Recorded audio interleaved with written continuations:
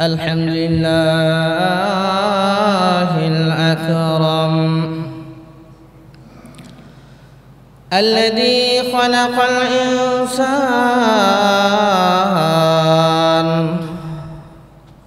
وعلمه ما لم يعلم.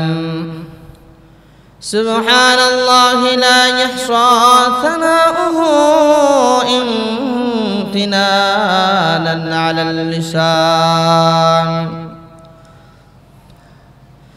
الذي لا ضد له ولا ند له ولا مثل له ولا مثال له ولا إله إلا هو.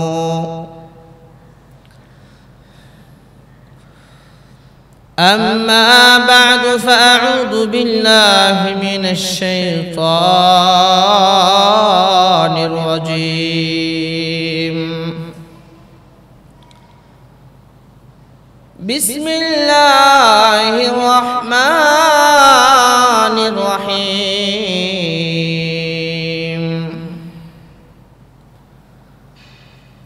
ولا تحسبن الذين قتلوا في سبيل الله أمواتا بل أحياء عند ربهم يرزقون. صدق الله العلي العظيم. والصلاة والسلام على سيدنا وسندنا وحبيبنا وشفيعنا ومولانا محمد وعلى آله وأصحابه وبارك وسلم تسليما كثيرا كثيرا. وقال عليه الصلاة والسلام: الجهاد ماض إلى يوم القيامة، أو كما قال عليه الصلاة والسلام.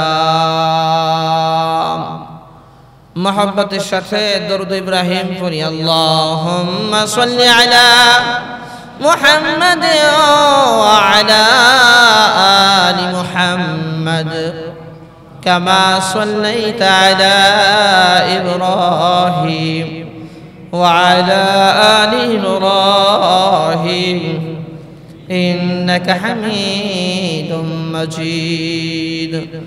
اللهم بارك على محمد وعلى آل محمد كما باركت على إبراهيم وعلى آل إبراهيم. بلغ العلا بكماله كشف الدجى بجماله حسنت جميع خصاله صلى عليه وآله. بلغ العلا بكماله كشف الدجى بجماله حسنت جميع خصاله صلى عليه وآله. محمد नेयाका कुफ्र को मिटाया, कुफ्र को मिटाकर सदाकत बताया, कुफ्र को मिटाकर सदाकत बताया। दिन की सूरज डूब रही है, दिन की सूरज डूब रही है हम लोगों के सामने। रोज़े महशर क्या जवाब मुस्तफ़ा के सामने रोज़ महशर क्या जवाब है मुस्तफ़ा के सामने। बातिल से दबने वाले आसमान नहीं हम, बातिल से दबने वाले आसमान नहीं हम, सबर कर चुका हो इम्तिहान हमारा, सबर कर चुका हो इम्तिहान हमारा। यही हम सब मुसाफिर हैं वही आखिर ठिकाना, यही हम सब मुसाफिर हैं वही आखिर ठिकाना। कोई आगे रवाना है कोई पीछे रवाना, कोई आगे रवाना है कोई पीछे रवाना। अल्हम्दुलिल्लाह আল্লাহ রাব্বুল আলামিনের দরবারে কালিমাতুশ শুকর আদায় করছি যে মহান আল্লাহ জাল্লা শানুহু আমাদেরকে পবিত্র মাস মুহররম মাস, সম্মানিত মাস মুহররম মাস, মুহররম মাসের 8 তারিখ জুমার দিনে মসজিদে আসার এবং বসার তৌফিক দিলেন। এইজন্য শুকরিয়া তান বলি আলহামদুলিল্লাহ। মুহররম মাসকে বলা হয় শাহরুল্লাহ, আল্লাহর মাস। এই মাস অত্যধিক সম্মানিত, ফজিলতপূর্ণ। এই মাসের এক একটা রোজা অন্যান্য মাসের রোজার চাইতে বেশি উত্তম। সুবহানাল্লাহ। মুহররমের 10 তারিখের রোজা হুজুর সাল্লাল্লাহু আলাইহি ওয়াসাল্লাম বলেন আহতাসিবু আলাল্লাহি আন ইয়াগফিরা সানাতাল্লাতী ক্বাবলা, আমি আশা করি যে আল্লাহ তাআলা পূর্বেকার 1 বছরের গুনাহ মাফ করে দিবেন। হুজুর সাল্লাল্লাহু আলাইহি ওয়াসাল্লাম বলেন তোমরা মুহররমের 10 তারিখে আশুরার দিনে রোজা রাখিও এবং তোমরা খালিফু ফীহিল ইয়াহুদা ওয়ান নাসারা, তোমরা এর মধ্যে ইহুদিদের বিরুদ্ধে আচরণ করো। ইহুদিরা রাখে রোজা একটা, তোমরা রোজা রাখবা দুইটা, হয় আগের দিনে একটা না হয় পরের দিনে একটা। তাহলে মুহররমের 10 তারিখ হলো রবিবার, রবিবার রোজা রাখবো আর শনিবারে রাখবো, আর না হয় রবিবারে রাখবো আর সোমবারে রাখবো। উত্তম হইল আগের দিন আর ওই দিন রাখা, এটি বেশি উত্তম। এইজন্য হুজুর সাল্লাল্লাহু আলাইহি সাল্লাম নিজে রোজা রাখছেন, সাহাবায়ে কেরামদেরকে বলছেন এবং উম্মতকে শিখাইছেন। সুবহানাল্লাহ। তো মুহররম মাস রমজানের পরে অন্যতম একটি মাস, সবচেয়ে ফজিলতের মাস হলো মুহররম মাস আল্লাহ সুবহানাহু ওয়া তাআলার কাছে। আর আরবি মাসের শুরু হইল মুহররম মাস দিয়া, মুহররম মাস দিয়া হলো শুরু। মুহররম মাসের 10 তারিখ আল্লাহ রাব্বুল আলামিন মুসা আলাইহিস সালাতু ওয়াস সালামকে ফিরআউনের কবল থেকে হেফাজত করছেন, ফিরআউনের সেনাবাহিনী থেকে হেফাজত করছেন। আনজাল্লাহু সুবহানাহু ওয়া তাআলা, আল্লাহ রাব্বুল আলামিন হেফাজত করছেন, নাজাত দিয়েছেন মুসা ওয়া কওমাহু, মুসা এবং তার সম্প্রদায়কে, তার উম্মতকে। বলে যে কার কাছ থেকে? ফিরআউনের কাছ থেকে আল্লাহ তাআলা হেফাজত করছেন এবং ফিরআউনকে আল্লাহ তাআলা ডুবায় মারছেন, লোহিত সাগরের মধ্যে আল্লাহ তাআলা ডুবায় মারছেন। তারিখটা ছিল হলো 10 মুহররম, আশুরার দিন। তো আশুরার ফজিলত আপনার আগে থেকে আশুরার ফজিলত। তারপরে আশুরার দিনে মুহররমের 10 তারিখে একটি ইতিহাসের ভয়াবহ ঘটনা, হৃদয় বিদারক ঘটনা, দুঃখজনক ঘটনা, কারবালার প্রান্তরে যেটা ঘটছে, হযরত হুসাইন রাদিয়াল্লাহু তাআলা আনহুর শাহাদাত। খুবই মর্মান্তিক একটি ঘটনা। হুসাইন রাদিয়াল্লাহু তাআলা আনহু এই দিনে শাহাদাত বরণ করার কারণে আশুরার মর্যাদা হয় না, আশুরার মর্যাদা আগে থেকে। এই দিনে হযরত হুসাইন রাদিয়াল্লাহু তাআলা আনহুর শাহাদাতের কারণে আল্লাহ রাব্বুল আলামিন বুঝাইছেন যে আমি হুসাইন রাদিয়াল্লাহু তাআলা আনহুর শাহাদাতের মর্যাদা আরো বাড়ায় দিলাম। সুবহানাল্লাহ। আল্লাহ বিশ্বনবী রাহমাতুল লিল আলামিন বলেন আল জিহাদু মাদিন ইলা ইয়াউমিল কিয়ামাহ, জিহাদ কিয়ামতের আগ পর্যন্ত চলবে। কাফের বেঈমানদের বিরুদ্ধে, খোদার দুশমনদের বিরুদ্ধে, ইসলামের শত্রুদের বিরুদ্ধে তোমরা যুদ্ধ করো আর না করো, এক জামাত এমন জামাত থাকবে তারা কিয়ামতের আগ পর্যন্ত আল্লাহর রাস্তায়, আল্লাহর জমিনে এলায়ে কালিমাতুল্লাহর জন্য, আল্লাহর কালিমা এই জমিনের মধ্যে বুলন্দ করার জন্য, আল্লাহর হুকুমত প্রতিষ্ঠা করার জন্য এক জামাত থাকবে, তারা কিয়ামতের আগ পর্যন্ত জিহাদ চালিয়ে যাবে। রব্বুল আলামিন দেখে বলেন, ওয়ালা তাহসাবান্নাল্লাযীনা কুতিলু ফী সাবিলিল্লাহি আমওয়াতা। আল্লাহু আকবার। তোমরা ধারণা করো না যারা আল্লাহর রাস্তায় জিহাদে গিয়ে শহীদ হয়, কাফের বেঈমানদের বিরুদ্ধে যুদ্ধ করতে গিয়ে শহীদ হয়, তাদেরকে তোমরা মৃত ধারণা করো না। দেখা যায় যুদ্ধের ময়দানে গিয়েছে, হাত কাটা গিয়েছে, পা কাটা গিয়েছে, অঙ্গ প্রত্যঙ্গ ছিন্ন বিচ্ছিন্ন হয়ে গিয়েছে, ভয়াবহ মৃত্যু দেখা যায়। কিন্তু মনে রাখিও, শহীদি মরণ একটা পিঁপড়ায় কামড় দিলে যতটুকু ব্যথা না পাওয়া যায়, তার চাইতে শহীদি মরণ হইল আরো বেশি আসান। রব্বুল আলামিন দেখে বলেন, ওয়ালা তাহসাবান্নাল্লাযীনা কুতিলু ফী সাবিলিল্লাহি আমওয়াতা। আল্লাহু আকবার। যে আল্লাহর রাস্তায় শহীদ হলো, আল্লাহর জমিনে আল্লাহর কালিমা বুলন্দ করার জন্য যে শহীদ হয়ে গেল, তাকে তোমরা মৃত ধারণা করো না, সে মারা গেছে এটা ধারণা করো না। বাল আহইয়াউন ইনদা রাব্বিহিম ইরযাকুন।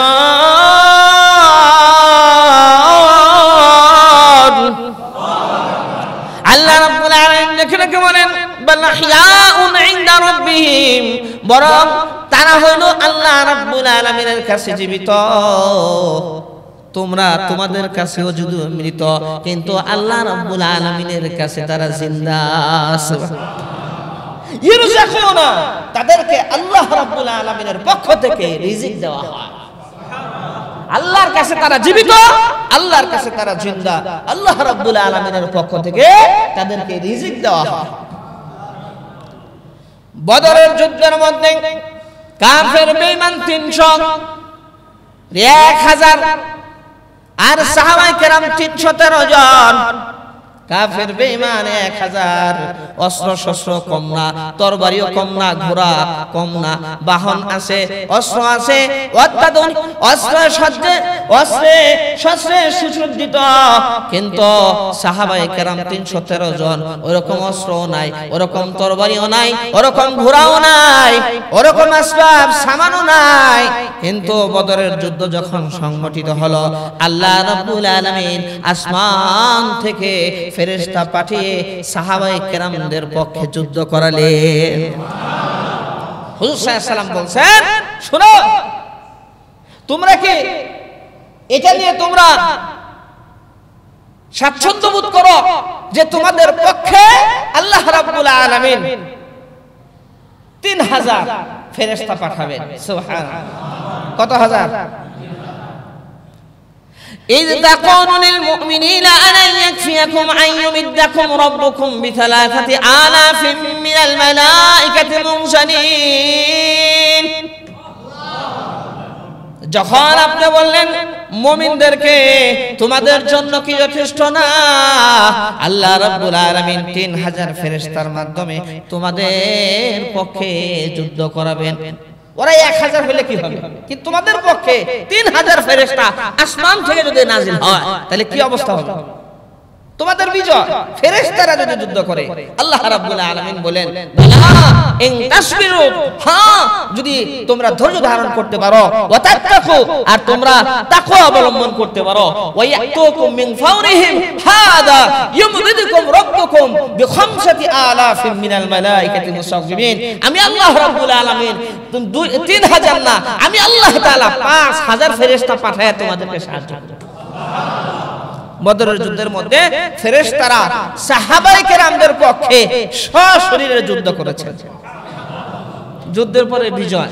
সাহাবায়ে কেরামদের মধ্যে যে কয়জন শহীদ হয়েছেন, শহীদ হওয়ার পরে আল্লাহ সুবহানাহু ওয়া তাআলা পাখির রূপ ধারণ করে জান্নাতের বাগানের মধ্যে উড়ান ঘুরান, এরকম আল্লাহ রাব্বুল আলামিন ইচ্ছা দিয়ে দিলেন যে তোমরা জান্নাতের বাগান সময় তোমরা ঘুরতে থাকো, ফিরতে থাকো আর খাইতে থাকো। সাহাবায়ে কেরামরা বললেন যে ইয়া রাসূল, ইয়া আল্লাহ, আপনি যে আমাদেরকে এত নিয়ামত দিয়েছেন, এই নিয়ামতের কথা যদি আমাদের ভাইদেরকে জানানোর একটু তৌফিক দিতেন, একটা ব্যবস্থা করতেন। তখন আল্লাহ রাব্বুল আলামিন বলেন, তোমাদের পক্ষ থেকে আমি আল্লাহ তাআলা জানায় দিলাম, ওয়ালা তাহসাবান্নাল্লাযীনা কুতিলু ফি সাবিলিল্লাহি আমওয়াতা, যারা আল্লাহর রাস্তায় মারা গেছে তাদেরকে তোমরা মৃত ধারণা করো না, তারা আল্লাহর কাছে জীবিত, তাদেরকে রিজিক দেওয়া হচ্ছে, তাদেরকে পাখি বানিয়ে জান্নাতের বাগান সমূহে ঘোরার জন্য আল্লাহ রাব্বুল আলামিন ইচ্ছা দিয়ে দিয়েছেন। তারা ঘুরতেছে, আনন্দ করতেছে আর খাইতেছে। সুবহানাল্লাহ। আল্লাহ জানায় দেন, ওয়ালা তাহসাবান্নাল্লাযীনা কুতিলু ফি সাবিলিল্লাহি আমওয়াতা, তোমরা ধারণা করো না যারা আল্লাহর রাস্তায় শহীদ হয় তাদেরকে তোমরা মৃত ধারণা করো না, বাল আহইয়াউন ইনদা রাব্বিহিম, বরং তারা জীবিত তাদের পালনকর্তার কাছে। সুবহানাল্লাহ। তো ইসলামের শুরু লগ্ন থেকে যুদ্ধ জিহাদ চলে আসতেছে। সুবহানাল্লাহ। হযরত উসমান রাদিয়াল্লাহু তাআলা আনহু ইন্তেকালের পরে এরপরে ইসলামী খেলাফার মধ্যে অনেক সমস্যা, অনেক ফিতনা ফাসাদ। আগে তো তরবারি উঠতে হলো কাফের বেঈমানদের বিরুদ্ধে, এমনও ঘটনা হইছে, এমনও ফিতনা হইছে, এই তরবারি মুসলমানে মারা। নাউজুবিল্লাহ। আরো জোরে কন্না নাউজুবিল্লাহ। কেন হইছে? মুনাফিকদের মাধ্যমে হইছে। মুসলমানরা বুঝতে পারে নাই, একজনের কথা আরেকজনের কাছে লাগাইছে, এই তোর বিপক্ষে কিন্তু অমুক ষড়যন্ত্র চলতেছে, অমুক চলতেছে, হ্যান চলতেছে, তেন চলতেছে, এইভাবে করে মুসলমানে এরকম ফিতনা লাগাই দিছে। কারা? মিডল পয়েন্টে যারা ইসলামের শত্রু যারা, তারাই মুসলমানে ঝগড়া লাগায়, বিভেদ সৃষ্টি কইরা, মারামারি লাগাইয়া, একত্র থাকলে মুসলমান যদি সম্মিলিত থাকে, এক হয়ে যায়, তাহলে তো মুসলমান শক্তিশালী, ওই মুসলমানদের সাথে আর কেউ পারবে না।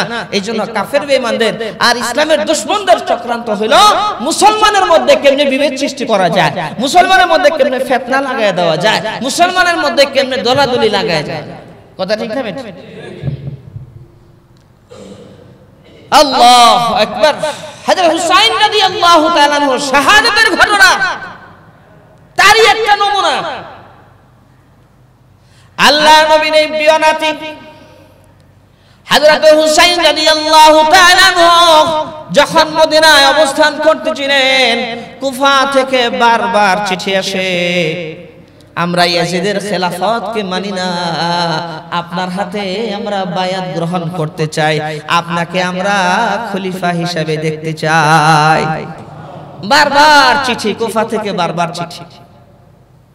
এদিকে হযরত মুআবিয়া রাদিয়াল্লাহু তাআলার ছেলে ইয়াজিদ, সে কুফার মধ্যে গভর্নর নিযুক্ত করলো, নাম হলো উবাইদুল্লাহ ইবনে জিয়াদ। কুফার যে আগের গভর্নর ছিল, আল্লাহর নবীর বিখ্যাত একজন সাহাবী নুমান ইবনে বাশীর রাদিয়াল্লাহু তাআলা আনহু, নুমান ইবনে বাশীর রাদিয়াল্লাহু তাআলা আনহু অত্যন্ত উঁচু মানের একজন সাহাবী ছিলেন, নরম দিলওয়ালা মানুষ ছিলেন।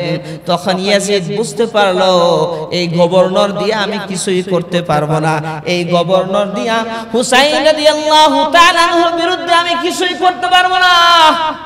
কিছু যদি করতে হয়, এই গভর্নর সরাইয়া উগ্র মেজাজি একজন গভর্নর নিযুক্ত করতে হবে,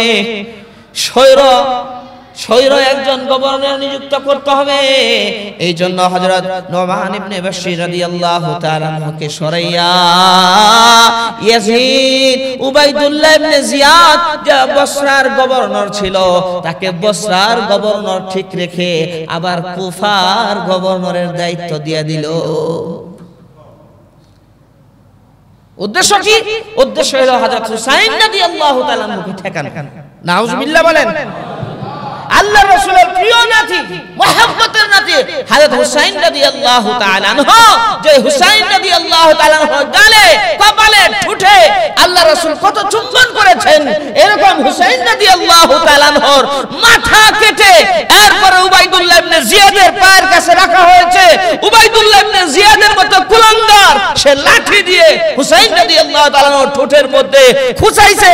এরকম আল্লাহ রাসূলের নাতির সাথে চরম বেয়াদবি করেছে। নাউযুবিল্লাহ বলে। এই ইয়াজিদের গভর্নর উবাইদুল্লাহ ইবনে জিয়াদ হুজুর সাল্লাল্লাহু আলাইহি ওয়াসাল্লাম ভবিষ্যৎবাণীও করে গিয়েছিলেন, ইশারা দিয়েছিলেন কারবালা সম্পর্কে।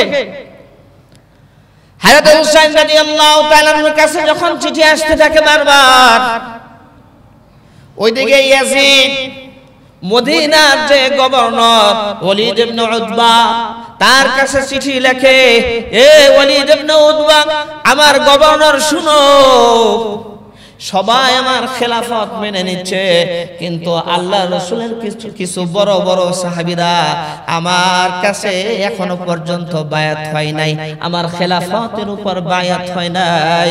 4-5 জন বড় বড় সাহাবায়ে কেরাম, আব্দুল্লাহ ইবনে উমর রাদিয়াল্লাহু তাআলা আনহু, আব্দুর রহমান ইবনে আউফ রাদিয়াল্লাহু তাআলা আনহু, আব্দুল্লাহ ইবনে জুবাইর রাদিয়াল্লাহু তাআলা আনহু, আব্দুল্লাহ ইবনে আব্বাস রাদিয়াল্লাহু তাআলা আনহু, আর হুসাইন রাদিয়াল্লাহু তাআলা আনহু।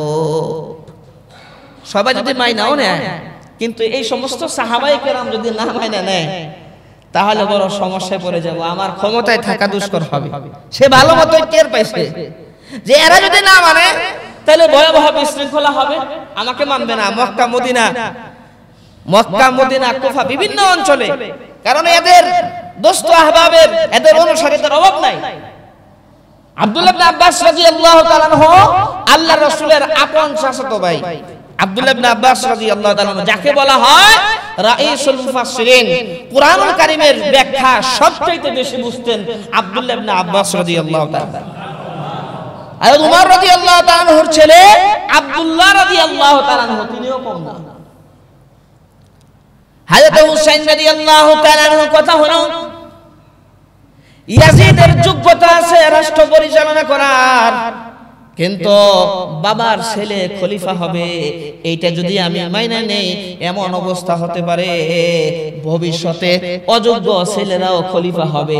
এই নিয়ম যাতে পৃথিবীর মধ্যে প্রতিষ্ঠা না হয়, ওই ইয়াজিদের চাইতে তাকওয়াওয়ালা, যোগ্যতাওয়ালা তো আরো মানুষ আছে, তাদেরকে খেলাফতের দায়িত্ব দেওয়া হোক, তাহলে তো সব ভেজাল মিটে যায়। খলিফার ছেলে খলিফা হবে, এটা কেমন? তাহলে তো এমন হবে, এরকম যদি প্রচলন ঘটে যে আপনার বাবা মারা গেছে, ছেলে রাষ্ট্রপ্রধান হবে, আবার সে মারা গেছে, আবার তার ছেলে রাষ্ট্রযন্ত্র হয়ে গেল। হুসাইন রাদিয়াল্লাহু তাআলা আনহু ইয়াজিদের যে ওইরকম পরোক্ষভাবে বিরুদ্ধাচরণ করেছেন, ওরকম না, ওনার কথা হলো এটা কেন হবে যে বাবা খলিফা ছেলে খলিফা? হুসাইন রাদিয়াল্লাহু তাআলা আনহু শুধুমাত্র এই প্রতিবাদ করেছিলেন এবং বায়াত গ্রহণে অস্বীকৃতি জানিয়েছিলেন, এবং কিছু বড় বড় সাহাবায়ে কেরাম তাই করেছিলেন। কিন্তু দেখেন কত বড় ফিতনা হইছে এখান থেকে, কত বড় ফিতনা হইছে এই ইয়াজিদের ঘাওরামির করার কারণে, জোর জবরদস্তি করার কারণে। হযরত হুসাইন ইবনে আলী রাদিয়াল্লাহু তাআলা আনহু উনাকে মদিনার গভর্নর ডাকলো। আব্দুল্লাহ ইবনে আব্বাস রাদিয়াল্লাহু তাআলা আনহু, আব্দুল্লাহ ইবনে ওমর, এই সমস্ত সাহাবায়ে কেরামদেরকে মদিনার গভর্নরের হাউজের মধ্যে সংবাদ দিল। সংবাদ দিয়ে বলতেছে, ওলীদ ইবনে উতবা বলতেছে, ইয়াজিদ সংবাদ পাঠিয়েছে আপনারা তার খেলাফতের উপর বায়াত গ্রহণ করুন। সমস্ত সাহাবায়ে কেরাম বললেন, না না না, আমরা এরকম খেলাফত ব্যবস্থা চাই না, আমরা তার খেলাফতের উপর বায়াত গ্রহণ করব না, আমরা তার খেলাফতের উপর বায়াত গ্রহণ করব না। হুসাইন রাদিয়াল্লাহু তাআলা আনহু গভর্নর হাউস থেকে বের হয়ে গেলেন। ইয়াজিদ তখন সংবাদ দিচ্ছে, যদি আমার খেলাফতের উপর বায়াত গ্রহণ না করে তাহলে তাদেরকে গ্রেফতার করা হোক। নাউজুবিল্লাহ বাসা যায় বলেন, আরো জোরে কোন না নাউজুবিল্লাহ। হুসাইনকে আগে গ্রেফতার করা হোক। হুসাইন রাদিয়াল্লাহু তাআলা আনহু সেইখান থেকে পরিবার পরিজন নিয়ে মক্কার দিকে রওনা হয়ে গেলেন। আব্দুল্লাহ ইবনে উমর রাদিয়াল্লাহু তাআলা আনহু হযরত হুসাইন রাদিয়াল্লাহু তাআলা কে জড়ায় ধরে বলতেছেন আপনি কই যান? বলে আমি মক্কায় যাই। কয় মক্কায় যাবেন কিন্তু অন্য কোন দিকে যাওয়ার চেষ্টা করেন না, অন্য কোন দিকে যান না। আব্দুল্লাহ ইবনে ওমর রাদিয়াল্লাহু তাআলা অত্যন্ত বিচক্ষণ মানুষ ছিলেন। উনি জানতে পেরেছিলেন কুফা থেকে, কুফার জনগণের পক্ষ থেকে বারবার চিঠি আসতেছে, আপনি কুফা এসে পড়ুন। আমরা সমস্ত কুফাবাসী এমনকি 1 লক্ষ মানুষ আপনার কাছে বায়াত গ্রহণ করে আপনাকে আমরা খলিফা হিসেবে দেখতে চাই। এই যে কুফা থেকে সংবাদটা আসছে, ওই হযরত উসমান রাদিয়াল্লাহু তাআলা কে যারা শহীদ করে দিয়েছিল সাবাই সম্প্রদায়, সেই সাবাই সম্প্রদায়ের লোকেরা শিয়ারা, নাউজুবিল্লাহ বলেন, সামনে দিয়া যারা পিছন থেকে সরে যায়। হযরত উসমান রাদিয়াল্লাহু তাআলা কে যারা নাকি হত্যা করেছিল, শহীদ করেছিল, এবং উসমান রাদিয়াল্লাহু তাআলা কে যারা শহীদ করে দিয়েছে তাদের বিচার হবে বিদায়ী। হযরত আলী রাদিয়াল্লাহু তাআলা কে জোর জবরদস্তি করে খেলাফতের আসনে বসাইছিল তারাই। এই সাবাই সম্প্রদায় তারা কুফা থেকে বারবার সংবাদ দিত আপনি আসেন।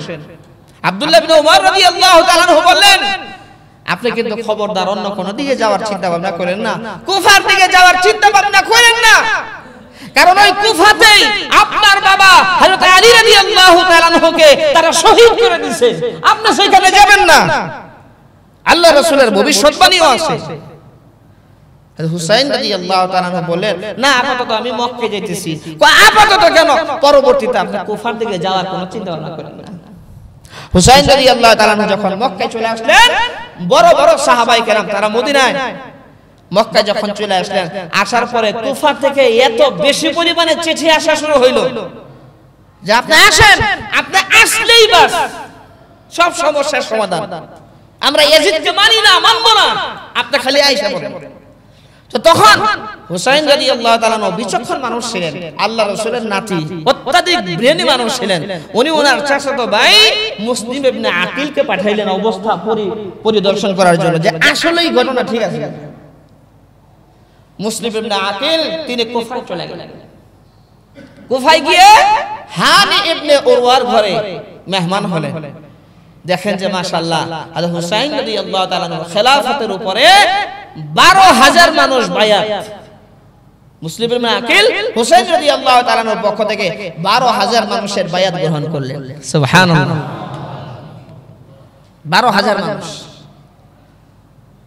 মুসলিম ইবনে আকিল তখন চিঠি লিখলেন হযরত হুসাইন রাদিয়াল্লাহু তাআলা কে উদ্দেশ্য করে, কুফার অবস্থা খুবই ভালো, আপনি আসতে পারেন, কোনো সমস্যা নাই।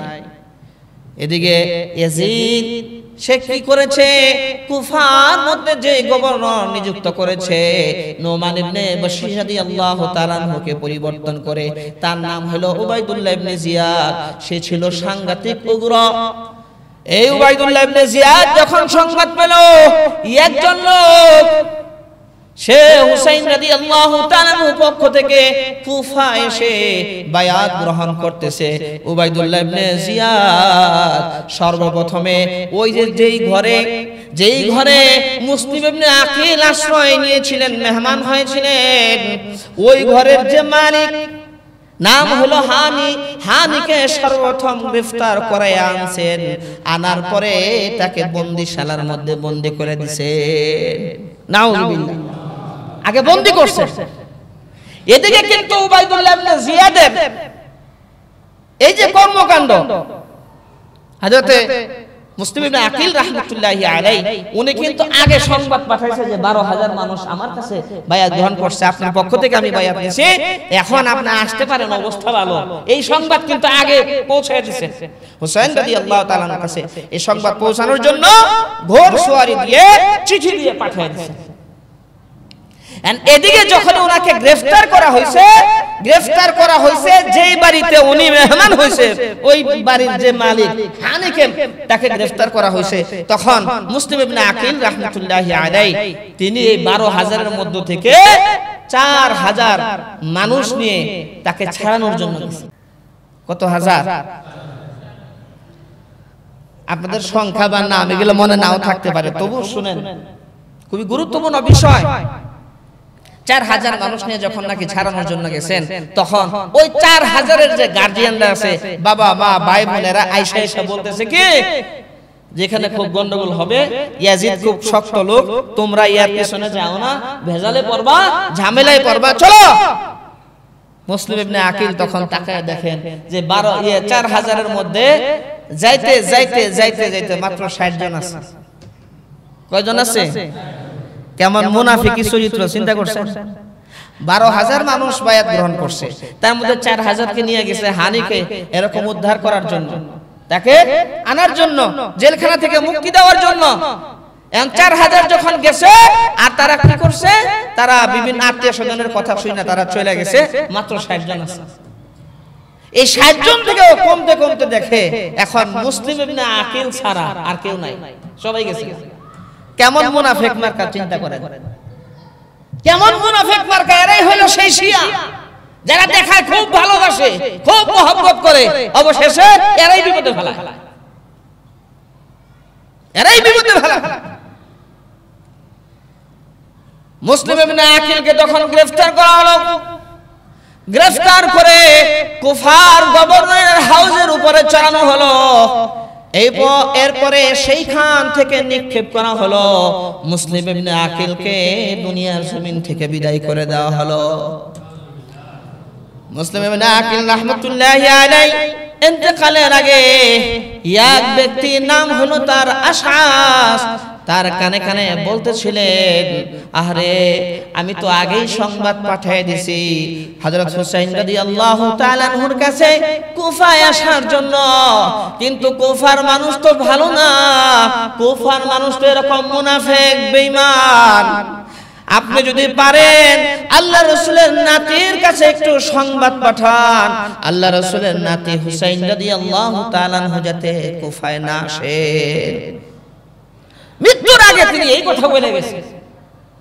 হযরত হুসাইন রাদিয়াল্লাহু তাআলা আনহু যখন চিঠি পাইছেন, ওদিকে চিঠি পেয়ে ওনার পরিবার পরিজন সহ আক্রমণ বা যুদ্ধের কোনো ইচ্ছা ছিল না। হযরত হুসাইন রাদিয়াল্লাহু তাআলা আনহু উনি নারীদেরকে, শিশুদেরকে, পরিবার পরিজনের লোকদেরকে নিয়ে 72 সদস্য, মোট হলো 72 সদস্যকে নিয়ে এরপরে মক্কা থেকে তিনি কুফার দিকে রওনা হয়ে গেছেন। কুফার দিকে রওনা হয়ে গেছে। এদিকে ওনার চাচাতো ভাই যাকে সংবাদ সংগ্রহের জন্য পাঠানো হয়েছিল, তাকে এদিকে শহীদ করে দেওয়া হয়েছে, হত্যা করে দেওয়া হয়েছে। এত হয়েছে কি, কুফা সম্পূর্ণ হলো ইয়াজিদের কন্ট্রোলে। ইয়াজিদ তখন দামেস্কে অবস্থান করতেছিল। এই উবাইদুল্লাহ ইবনে জিয়াদকে দিয়ে সম্পূর্ণ কুফা, বসরা ইয়াজিদের কন্ট্রোলে। হুসাইন রাদিয়াল্লাহু তাআলা যখন রওনা হয়েছেন, উনি তো মনে করছিলেন যে কুফার মানুষ প্রায় মানুষই হলো আমাদের পক্ষে। এদিকে তাদের যে এরকম মুনাফিকি চরিত্র, হযরত হুসাইন রাদিয়াল্লাহু তাআলা যখন পরিবার পরিজনকে নিয়ে যাচ্ছিলেন, কুফার কাছাকাছি যখন হলেন, উনি ওনার কাছে সংবাদ আসলো, আপনি যাবেন না, মুসলিম ইবনে আকিলকে হত্যা করে দেওয়া হয়েছে। হুসাইন রাদিয়াল্লাহু তাআলা তখন চিন্তা করলেন, আমি ওখানে না গিয়ে আমি এক কাজ করি, দামেস্কে গিয়ে ইয়াজিদের সাথে দেখা করি, ডাইরেক্ট তার সাথে কথা বলি, ডাইরেক্ট তার সাথে কথা বলি যে বাবার ছেলে, বাবার সন্তান, সে খলিফা হয় কিভাবে, খলিফা মারা গেছে, ডাইরেক্ট তার সাথে কথাবার্তা বলি।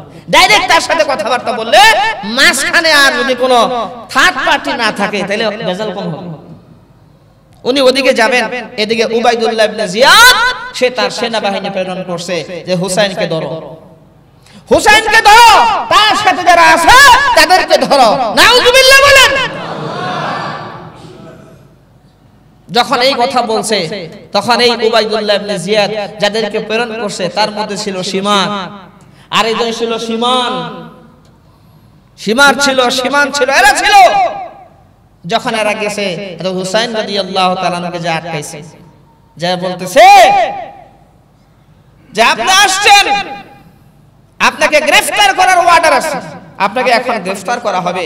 হুসাইন রাদিয়াল্লাহু তাআলা তখন বললেন যে আমাকে গ্রেফতার করার কোনো প্রয়োজন নাই, আমি ডাইরেক্ট খলিফার সাথে দেখা করতে চাই, তোমরা আমার রাস্তা ছেড়ে দাও, তোমরা আমার রাস্তা ছাড়ো। হুসাইন রাদিয়াল্লাহু তাআলা আনহু বীর সাহসী একজন মুজাহিদ ছিলেন হুসাইন রাদিয়াল্লাহু তাআলা আনহু, কারণ হুসাইন রাদিয়াল্লাহু তাআলা আনহু ছিলেন আল্লাহর রাসূলের নাতি। সুবহানাল্লাহ।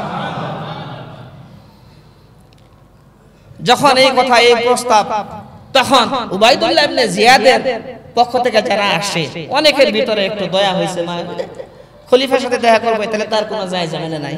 কিন্তু তাদের মাঝে যে সীমার ছিল, সে ছিল অত্যন্ত ধূর্ত, ইতিহাসের জঘন্যতম একজন ব্যক্তি। সে বলতেছে এই সুযোগ তোমরা হাতছাড়া করবা। নাউজুবিল্লাহ বলেন।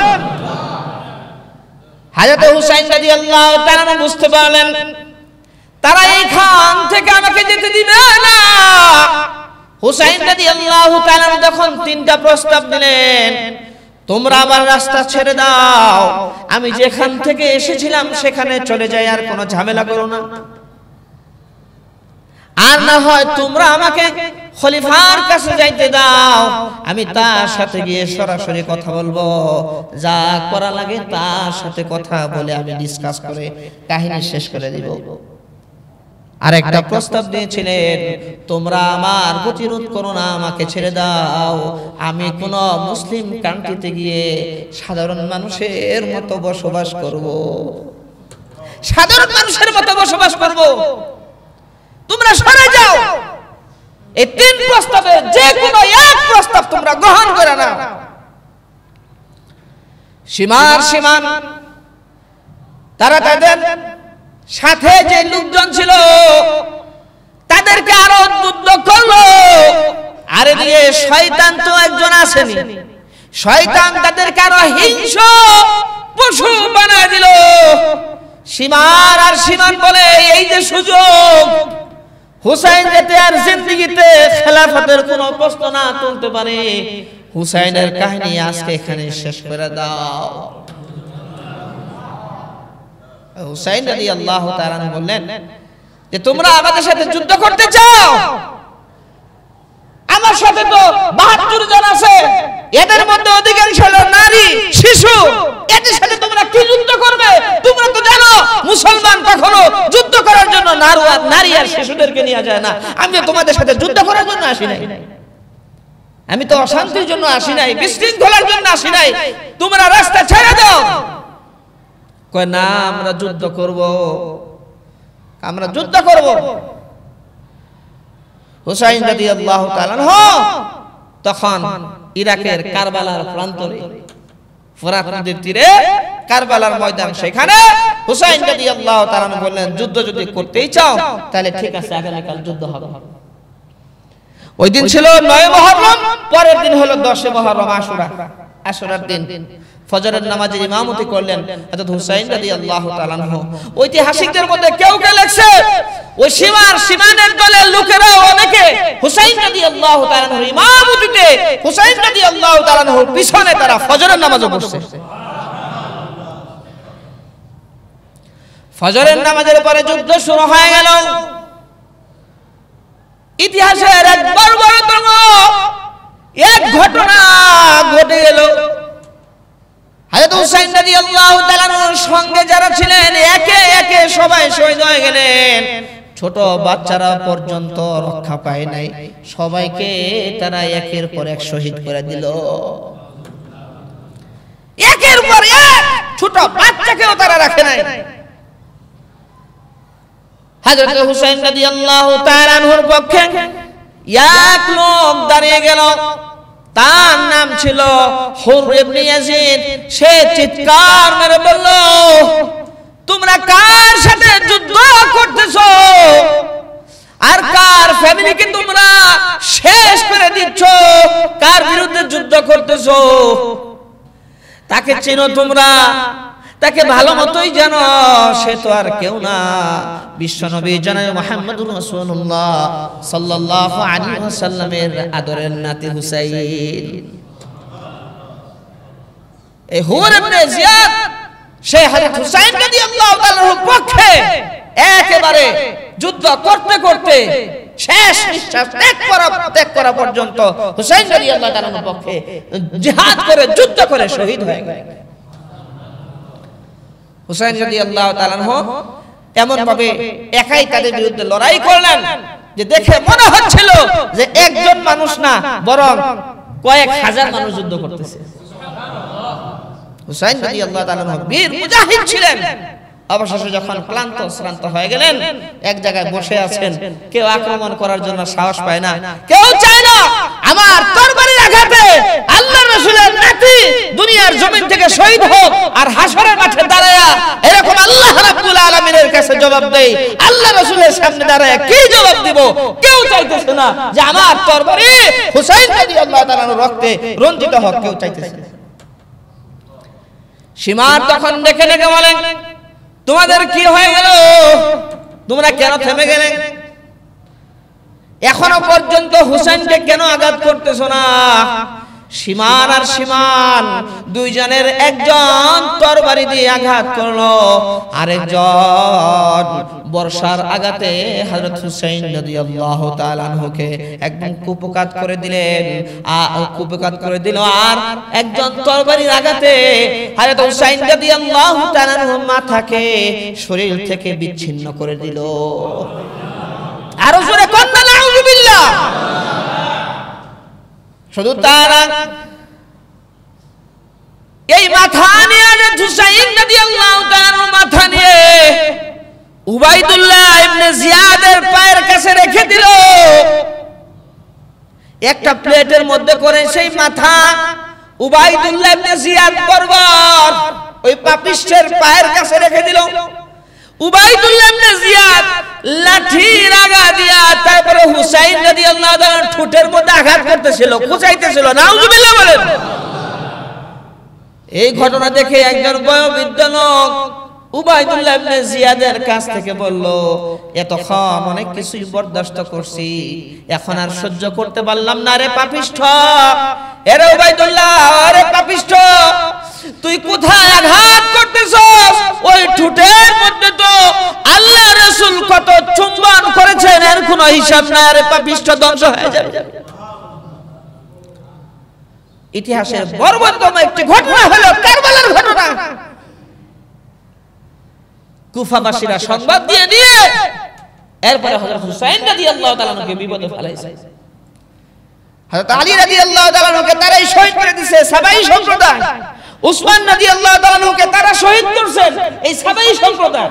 নাউযুবিল্লাহ বলেন। এইজন্য মুসলমান যখন মুনাফিকদেরকে চিনবে, থার্ড পার্টি শত্রুদেরকে চিনবে, মুসলমান যখন নাকি এক থাকবে, এক আর নেক থাকবে, মুসলমানদেরকে কখনো পরাস্ত করা সম্ভব হবে না। আর যতদিন মুসলমান আপনার আরেকজনের কথা শুনে মুসলমান ঝগড়া ফাসাদ করবে, ফিতনা ফাসাদে লিপ্ত হবে, কাফের বেঈমানরা বলবে লাগাই দিছি। কথা ঠিক না বেঠিক? এইজন্য মুসলমান যদি এক হয়, ঐক্যবদ্ধ হয়, কোন বাতিল শক্তি, ইসলামের শত্রুরা কখনো মুসলমানদের বিরুদ্ধে, ইসলামের বিরুদ্ধে ষড়যন্ত্র করার সাহস পাবে না তারা। কথা ঠিক না বেঠিক? আর যখনই মুসলমানদের মধ্যে ফাটল দেখা দিবে, বিভিন্ন ইখতিলাফ, আল্লাহ রাব্বুল আলামিন বলছেন যে তোমাদের পূর্ববর্তী অনেক সম্প্রদায়কে আমি ধ্বংস করেছি। কেন? বেশি রকম মতনৈক্য করার কারণে, অতিরিক্ত দলাদলির কারণে। আল্লাহ সুবহানাহু ওয়া তাআলা আমাদেরকে মনে রাখার তৌফিক দেন, আমিন। আল্লাহ রাব্বুল আলামিন হযরত হুসাইন রাদিয়াল্লাহু তাআলা এর শাহাদাতের মর্যাদা আরো বাড়ায় দেন, সবাই বলি আমিন। তো 10 মুহররম আশুরা, তো এই দিনে আমরা রাস্তায় নেমে কি মিছিল করব নাকি? হাই হোসেন বলবো? গত শুক্রবারেও বলছি, জুমার দিনও বলছি, 3 দিনের বেশি ইসলামের মধ্যে শোক পালন করা জায়েজ নাই। 3 দিনের বেশি ইসলামের মধ্যে শোক পালন জায়েজ নাই। একমাত্র স্বামী মারা গেলে 4 মাস 10 দিন। হুজুর সাল্লাল্লাহু আলাইহি ওয়াসাল্লাম ইন্তেকাল করছেন, আল্লাহ রাসূলের ইন্তেকালের দিন তারিখ সেই দিন এরকম রাস্তায় নাইমা কালো পতাকার মিছিল বের করা যাবে নাকি? এইজন্য হুসাইন রাদিয়াল্লাহু তাআলা কে প্রত্যেকটা মানুষের, উম্মতের প্রত্যেকটা মানুষের জিম্মাদারি হইল মুহাব্বত, আহলে বায়তের প্রতি মুহাব্বত, ভালোবাসা, সাহাবায়ে কেরামদের প্রতি মুহাব্বত, ভালোবাসা প্রত্যেকটা মানুষের দিলে থাকা। এটা হলো ঈমানি দায়িত্ব। কথা ঠিক না বেঠিক? এটা ঈমানি দায়িত্ব। কিন্তু হুজুর সাল্লাল্লাহু আলাইহি ওয়াসাল্লামের আদর্শের খেলাফ, আদর্শের উল্টা, যেটা কোরআনে নাই, হাদিসে নাই, সাহাবায়ে কেরামদের আমলে নাই, সেগুলো যদি করি তাহলে সওয়াব তো হবে না, আরো গুনাহ হবে, বেদাত হবে, গুনাহ হবে। এইজন্য আশুরার দিনে তাজিয়া মিছিল, এরপরে হাই হোসেন বলা, গায়ে আঘাত করা, এরপরে আপনার বিভিন্ন শ্লোক গাথা কবিতা পাঠ করা, এগুলা সম্পূর্ণ না জায়েজ এবং হারাম। কথা ঠিক না বেঠিক? আমাদের দেশে হয় কি, আমাদের দেশে কিছু আপনার মিডিয়া আছে, মিডিয়ায় ফলাও ভাবে প্রচার করে খালি বেদাতকে, এইজন্য আরো ঝামেলা। ফলাও ভাবে এই মিডিয়াগুলি এগুলা আরো প্রচার করে। আপনার খালি দেখবেন আশুরার যে ফজিলত, আশুরার যে ফজিলত আছে, রোজার যে ফজিলত, এরপরে আপনার আশুরার যে ফজিলত, মুহররমের যে ফজিলত, এগুলা নাই, খালি কারবালার ঘটনা আর হলো শোক মিছিল করা, অমুক করা, অমুক জায়গায় মিছিল বের হইছে, তমুক জায়গায় বের হইছে, অমুক জায়গায় বের হইছে, অল্প কটা মানুষ বের হইছে, এটা এমন ভাবে দেখাবে যে লক্ষ লক্ষ মানুষ বের হইছে। আর খিচুড়ি খাওয়ার দম, জিলাপি খাওয়ার একটা ফন্দি, নাউজুবিল্লাহ বলেন। এইজন্য আমরা আশুরার দিনে রোজা রাখবো ইনশাআল্লাহ। আশুরা ভাই কবে? কোন রবিবার? এই সামনে রবিবার। আশুরার দিনে আমরা রোজা রাখবো, আর আগের দিনে একটা রাখবো, না হয় পরের দিনে একটা রাখবো। কেউ যদি তিনটা রাখে বলে যে আরো ভালো, কেউ যদি বলে যে মুহররম মাস পুরাটাই রোজা রাখবো, আর মাশাআল্লাহ, নফল যত বেশি রাখা যায়। আশুরার দিনের একদিনের রোজা হুজুর সাল্লাল্লাহু আলাইহি ওয়াসাল্লাম বলেন, আহতাসিবু আলাল্লাহি আইয়ুকাফিরু সানাতাল্লাতী ক্বাবলা, যে আল্লাহ তাআলা পূর্বেকার এক বছরের গুনাহ মাফ করে দেবেন। পূর্বেকার এক বছরের গুনাহ আল্লাহ রাব্বুল আলামিন মাফ করে দেবেন। এইজন্য ইনশাআল্লাহ রাখবো তো রোজা ইনশাআল্লাহ। মা বোনেরা বাসা বাড়ি থেকে যেখান থেকে শুনতেছি আমরা, ইনশাআল্লাহ আশুরার দিন রবিবার দিন আমরা রোজা রাখবো। দুইটা রোজা রাখবো, কমপক্ষে দুইটা। রবিবার ঠিক রাখবো, আর তার আগের দিন একটা শনিবার, আর না হয় পরের দিন একটা সোমবার। মনে থাকবে ইনশাআল্লাহ। হুজুর সাল্লাল্লাহু আলাইহি ওয়াসাল্লাম যখন মদিনায় গেছেন, মদিনায় যাওয়ার পরে দেখে মদিনার ইহুদিরা রোজা রাখছে। হুজুর সাল্লাল্লাহু আলাইহি ওয়াসাল্লাম বলেন, এই তোমরা রোজা রাখছো কেন? বলে যে এই দিনে আমাদের নবী মুসা আলাইহিস সালাতু ওয়াস সালামকে আল্লাহ সুবহানাহু ওয়া তাআলা ফিরআউনের দলবল থেকে বাঁচাইয়া আর ফিরআউনকে লোহিত সাগরে ডুবাইয়া সুবাইয়া মারছে। এইজন্য আমরা শুকরিয়া তার রোজা রাখি। হুজুর সাল্লাল্লাহু আলাইহি ওয়াসাল্লাম বলেন যে তোমরা তো তোমাদের ধর্ম পরিবর্তন করে ফেলছো, তো মুসা আলাইহিস সালামের দিকে আমরা তো বেশি হকদার। হুজুর সাল্লাল্লাহু আলাইহি ওয়াসাল্লাম সাহাবায়ে কেরামদেরকে বললেন, তোমরাও আশুরার দিনে রোজা রাখবা, খালিফু ফিহিল ইয়াহুদা, আর সেই রোজার মধ্যে ইহুদিদের বিরুদ্ধে আচরণ করবা। ইহুদিদের সাথে কোনো আমল যাতে না মিলে, ওরা রাখে একটা, তোমরা রাখবা কমপক্ষে দুইটা। ওরা রাখে একটা, কমপক্ষে দুইটা, বেশি রাখতে পারলে আরো ভালো। ওদের বিরুদ্ধে আচরণ, ইহুদিদের সাথে যাতে মিল না। এইজন্য ভাই ইনশাআল্লাহ আশুরার দিনে আমরা রোজা রাখবো। আর এই মাসের সম্মান, এই মাসের যেরকম সম্মান আছে, ফজিলত আছে, ওরকম এই মাসে যদি কেউ অন্যায় করে, অপরাধ করে, তার শাস্তিও ওরকমই বেশি। এই মাসে গুনাহ থেকে নিজেকে বাঁচায় রাখবো ইনশাআল্লাহ। গুনাহ থেকে নিজেকে বাঁচাবো। এই মাসে বাঁচাইলাম, অন্য মাসে করবো নাকি গুনাহ? তো এই মাসে বাঁচাইতে পারলে, এই মাসে যদি বাঁচাইতে পারি নিজেকে, বাঁচাইতে অন্য মাসে অটোমেটিক হয়ে যাবে। বেশি বেশি জিকির করব, বেশি বেশি কোরআন তেলাওয়াত করব, বেশি বেশি নফল নামাজ পড়ব, বেশি বেশি দোয়া কান্নাকাটি করব ইনশাআল্লাহ। ইনশাআল্লাহ বলেন, বেশি বেশি। এই জিকিরের মাধ্যমে দিলের জং দূর হয়ে যায়। জিকিরের মাধ্যমে কি হয়? দিলের জং দূর হয়ে যায়।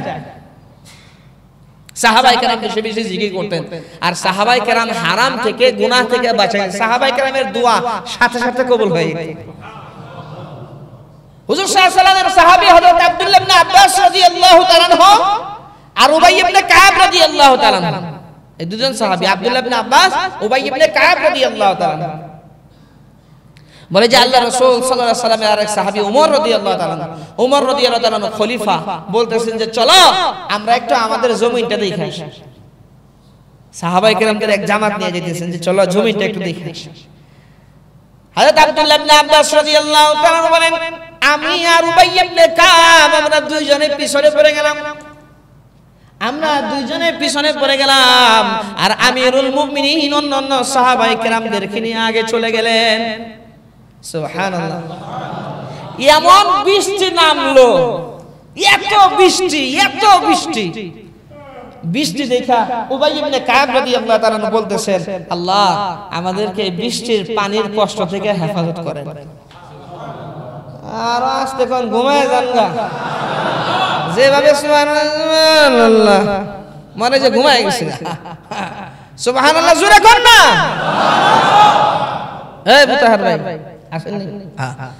তো বলে যে যখন এই দোয়া করেন আল্লাহ বৃষ্টির পানির কষ্ট থেকে বাঁচান, তখন আব্দুল্লাহ ইবনে আব্বাস বলেন, দেখি মুষলধারে বৃষ্টি পড়তেছে কিন্তু আমাদের গায়ে বৃষ্টি কোনো ফোঁটা পড়ে না। দোয়া কবুল হয়ে গেছে।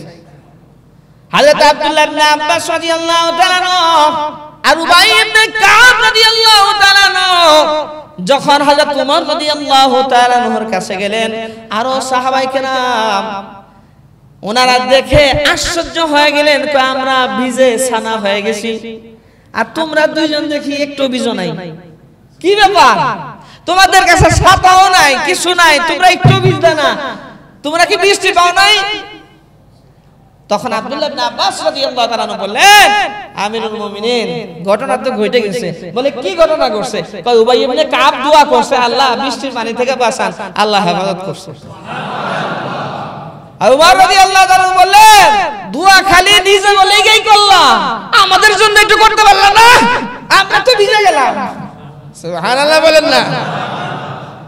সাহাবায়ে কেরামদের দোয়া। এইজন্য ভাই গুনাহ থেকে নিজেকে বাঁচাই। দুনিয়া তো কিছুই না, দুনিয়ার হাকিকত কি, বাস্তবতা কি? বা ঘুমন্ত ব্যক্তির স্বপ্নের মতো। এইজন্য দুনিয়া কিছুই না ভাই, গুনাহ থেকে বাঁচাই। মুহররম মাস, মুহররম মাসের ইজ্জত আর সম্মান করে, আর যেগুলা নিষিদ্ধ কাজ আছে এগুলা থেকে বাঁচি। মুহররমের সিন্নি, খিচুড়ি, হাবিজাবি এগুলা থেকে নিজেকে হেফাজত করি, আমল করি বেশি বেশি। আমলের নামে ঠনঠনা, নামাজ পড়ে না, খালি খিচুড়ি খাওয়া নিয়ে ব্যস্ত। আর মিছিল বের করব কেমনে খালি এই চিন্তা ভাবনা। আল্লাহ সুবহানাহু ওয়া তাআলা হেফাজত করেন, সবাই বলি আমিন। হযরত আবু উমামা বাহিলি রাদিয়াল্লাহু তাআলা আল্লাহর রাস্তায় পকেটে 3 টাকা ছিল, 3 টাকা দিয়েছে। আর ঘরে ঘরে টাকাও নয়, খাবার দাবার বাজার টাজার কিছুই নাই। তো ঘরে যে কাজ করতো মহিলা, সে কয় আপনি সব দিয়ে দিলেন, আপনি রোজা রাখছেন, তো ইফতারে কি কোনো বাজার নাই, কিছু নাই। কয় আল্লাহ ব্যবস্থা করে। কে ব্যবস্থা করে ভাই? কয় দেখো মানে আল্লাহ কেমনে আসতে ব্যবস্থা করে, বাকি দিয়া আনকা আল্লাহ ব্যবস্থা করে। সাহাবায়ে কেরামদের ইয়াকিন ছিল, ঈমান ছিল ওই পরিমাণ, যার কারণে সাহাবায়ে কেরাম সাথে সাথে রেজাল্ট পাইছে। আর আমাদের যে বিশ্বাস, ঈমান, ইয়াকিন, আমাদের ভয়াবহ অবস্থা। ঈমান আছে না আল্লাহই জানে, আছে না নাই আল্লাহই জানে, যে অবস্থা আমাদের নটর বট। বলে যে আবু উমামা বাহিলি রাদিয়াল্লাহু তাআলা রোজা রাখছেন, রোজা অবস্থায় 3 টাকা পকেটে ছিল, সব দিয়ে দিয়েছেন। এরপরে বলতেছেন আল্লাহ ব্যবস্থা করবে। আচ্ছা, মসজিদে চলে গেছেন। মসজিদে চলে যাওয়ার পরে রাত্রবেলা একবারে ঈশার নামাজ পড়ে আসছে। সাহাবীদের অভ্যাস ছিল মসজিদে ঢুকলে সহজে বের হইতেন না। চিন্তা করলেন রোজা রাখছি আর ঘরে ঝামেলা নাই, মাগরিবের সময় যে যাবো মাগরিবের নামাজ পড়ে, ঘরে তো কিছু নাই, এ যায় লাভ কি, একবারে ঈশার নামাজ পড়ে যায়। ঈশার নামাজ পড়ে গেছে, বাসায় যাওয়ার পরে দেখে ঘরে যে কাজ টাজ করে, রান্না টান্না করে, কাম করেনি, সে সুন্দর মতো ভালো ভালো খাবার রান্না করছে। আরো জোরে কন্যা সুবহানাল্লাহ।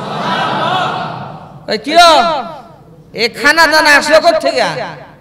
এ ব্যবস্থা কেমনে হইলো? কয় কেন আপনি যে বিছানার নিচে 300 টাকা রেখে গেছিলেন, আপনি তো কন্যায়, আপনি তো দেখাইলেন যে আপনি 3 টাকা ছাড়া আর কোনো টাকা নাই, আল্লাহর রাস্তায় দিয়ে দিলেন, কিন্তু বিছনার কোনায় যে আপনি 300 টাকা রাখছেন, এটা তো আর আমারে কন্যাই। আমি বিছানা যাতে গিয়া আমি টাকা পাইছি, ওইখান থেকে আমি বাজার করে নিয়ে আসছি, রান্না করছি। তখন আবু উমামা বাহিলি রাদিয়াল্লাহু তাআলা বললেন, আল্লাহর কসম করে বলি আমি 1 টাকাও বিছানার কোনায় রাখি নাই। তখন ঘরের সেই দাসী চোখের পানি ছেড়ে দিয়ে বলতেছে, আমি বুঝতে পারছি আল্লাহর রাস্তায় দান করার কারণে আল্লাহ সুবহানাহু ওয়া তাআলা আপনাকে 3 টাকার পরিবর্তে 300 টাকা দিয়েছেন। দেখেন আমি তো মুসলমান ছিলাম না, আমারে কালেমা পড়ে মুসলমান বানায় দেন। দাসী সাথে সাথে কালেমা পড়ে মুসলমান হয়। পরবর্তীতে এই দাসী এত বড় আলেমা হয়েছে যে দামেস্কে এই দাসী এই বাদী অনেক নারীদেরকে মেয়েদেরকে দিন শিখাইছে। সুবহানাল্লাহ। এই জন্য ভাই বিশ্বাস, ঈমান আল্লাহর উপরে ইয়াকিন, বিশ্বাস, যার যেই পর্যায়ের আল্লাহ তাআলা তাকে সাহায্য করেন ওইভাবে ওই পর্যায়ে সাহায্য করেন আল্লাহ তাআলা। আল্লাহ তাআলা বলেন আমি আমার বান্দার ধারণা অনুযায়ী তাকে সাহায্য করি।